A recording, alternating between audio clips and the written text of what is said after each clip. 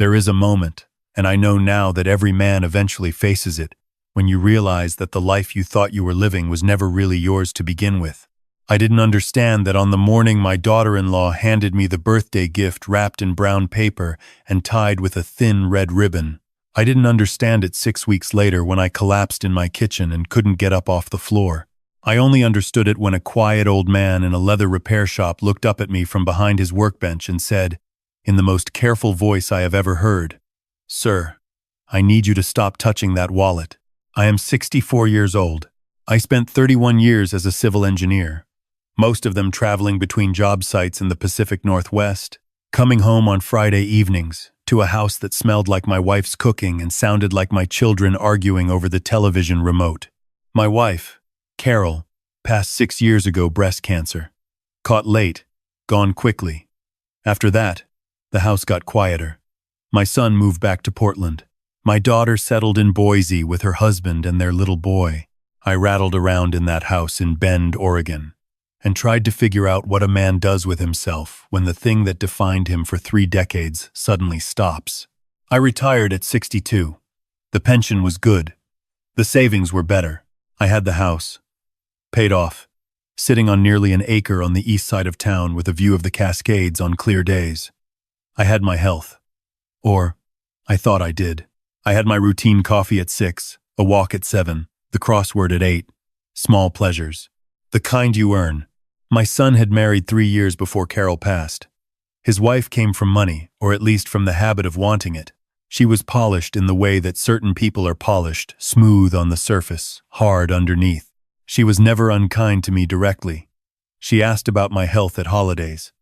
She remembered that I took my coffee black, but there was always something behind her eyes when she looked around my house, something that reminded me of the way an appraiser looks at a property, measuring, calculating. My son was different with her than he had been before. Quieter, less likely to disagree with her in my presence. He used to call me every Sunday. After the wedding, the calls moved to every other Sunday, then once a month, then whenever his wife was traveling, and he had an hour to himself. I told myself this was normal. Marriage changes a man. That's what men do. They reorganize around the people they love. I had done the same for Carol, and I didn't regret a single day of it. My daughter was the one who kept calling. She called every Thursday evening from Boise, and she always asked the right questions. Not how are you in the way people say it when they don't want an answer, but specific things. How was the knee? Had I been sleeping? Was I eating properly now that I was cooking for one? She had her mother's instincts. Sometimes, when she laughed, the sound was so close to Carol's that I had to set the phone down for a moment and breathe. The birthday gift arrived in late September, a few days before I turned 64. My son and his wife drove down from Portland for the weekend, which was unusual. They brought wine and a store-bought cake and the small brown package with the red ribbon. My daughter-in-law handed it to me with both hands and a smile that I found, in retrospect, slightly too careful. "We saw it and thought of you immediately," she said. "It's handmade. The craftsman sources all his leather from a small farm in Argentina." Inside was a wallet. A beautiful wallet. I have to say that honestly. Dark cognac leather, hand-stitched along every seam, with a small brass rivet at the corner. It was the kind of object that communicated quality without announcing it. I had been using the same nylon wallet since 2011, the kind with the Velcro closure that my son used to tease me about. I held the new one and turned it over in my hands and said something like, "This is too nice the way men do when they mean to say thank you but feel embarrassed by generosity." I transferred my cards and my cash and my library card into it that night. I put it in my back pocket and slept in the next morning, and felt for the first time in months that the weekend had been a good one. 3 weeks later, I woke up at 3 in the morning with my heart hammering in my chest like something trying to get out. I lay still and counted beats and told myself it was the coffee I'd had too late in the day. The next morning I was fine. Tired, but fine. The following week, my hands started shaking during the crossword. Small tremors, barely visible, but I noticed them. I put down the pen and stared at my fingers for a long time. I went to my doctor in October. He ran the standard panels: thyroid, blood sugar, cardiac. Everything came back in normal range. He suggested I reduce caffeine and increase my water intake and come back in 3 months if the symptoms persisted. I told him about the tremors. He said it could be essential tremor, very common in men my age. Nothing to worry about. I drove home and sat in my driveway for 10 minutes before going inside. In November, I dropped a full mug of coffee. Just dropped it. My hand simply opened. I stood in the kitchen looking at the broken pieces on the floor and felt, for the first time, genuinely frightened. Not the manageable fear of a man who has learned to live alone, but something older and colder.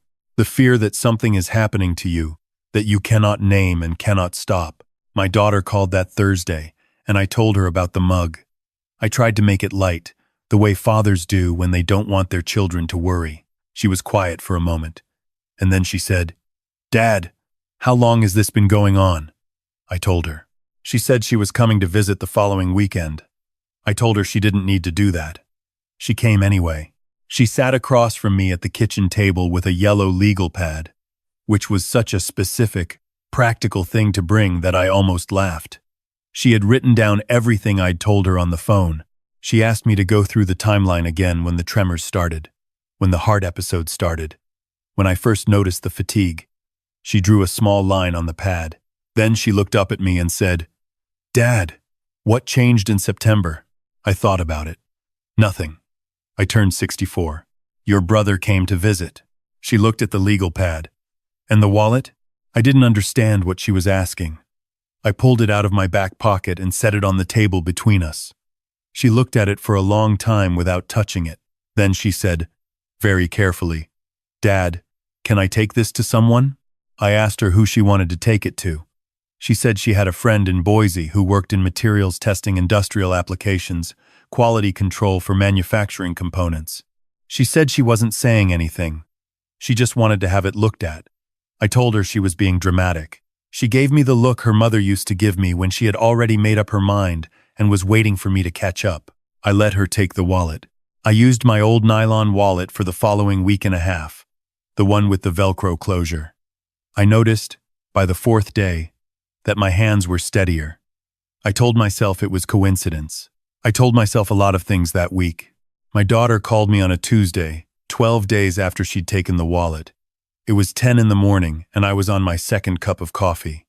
She said, "Dad, I need you to sit down." I was already sitting. She said her friend had found something in the lining of the wallet, a compound embedded in the leather on the interior side, the side that rests against the body, a specific organometallic compound. Her friend had sent a sample to a contact at a university lab in Seattle for confirmation. The results had come back that morning. I asked her what that meant. She said the compound was a form of thallium acetate and that it could be absorbed slowly through skin contact over weeks of regular use. She said the symptoms of low-level chronic thallium exposure included fatigue, tremors, cardiac irregularities, and progressive neurological effects. She said all of this in a very steady voice, the way she speaks when she is working hard not to cry. I sat at my kitchen table and looked at the window and the mountains in the distance and said nothing for what felt like a very long time.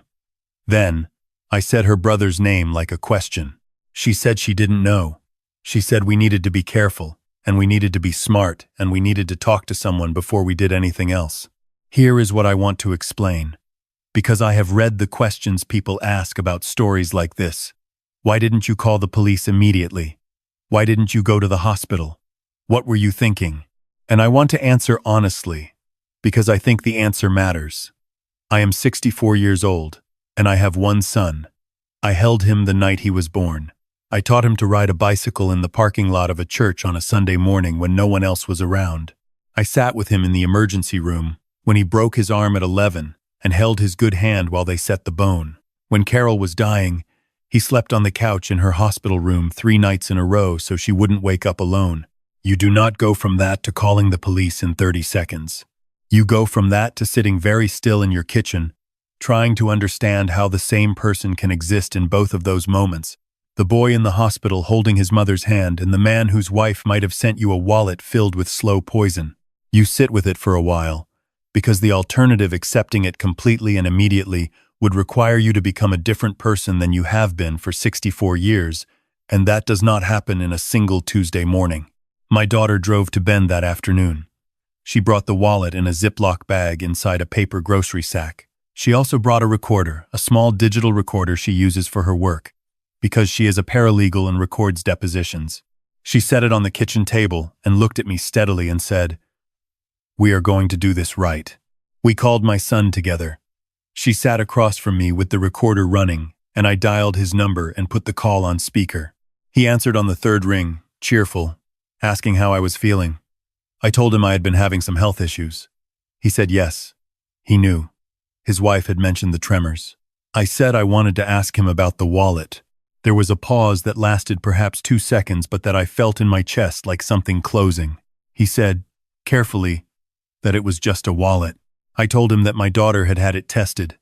Another pause. Longer this time. What followed was not a dramatic confession. It was not the kind of confrontation you see in films, where someone crumbles and weeps and explains everything in a single monologue. It was quieter and worse than that. My son said, in a voice I had never heard from him before, flat, almost technical, that his wife had handled the gift, that he hadn't known exactly what she had done, that things had gotten complicated financially, that there had been discussions about the house and the retirement accounts, that she had said she knew someone. He said this the way a man reads from a document he didn't write. Carefully, without looking up, I asked him when he found out what was in the wallet. He was quiet for a very long time. Then he said, "About a month after we gave it to you. I have thought about that answer many times since." A month. He knew for a month. And in that month he called me twice. Asked how I was feeling. Said he hoped I was taking it easy. In that month I dropped a coffee mug in my kitchen and stood in the silence of my house at 3 a.m. with my heart throwing itself against my ribs. And my son knew why. I told him I was going to the police. He said he understood. I hung up the phone. My daughter and I sat at the table for a while without speaking. Then she moved to my side and put her arm around my shoulders, and I let her, even though it is not something I usually do easily. I am a man from a generation that was not taught to be held when it fell apart. I am trying to learn.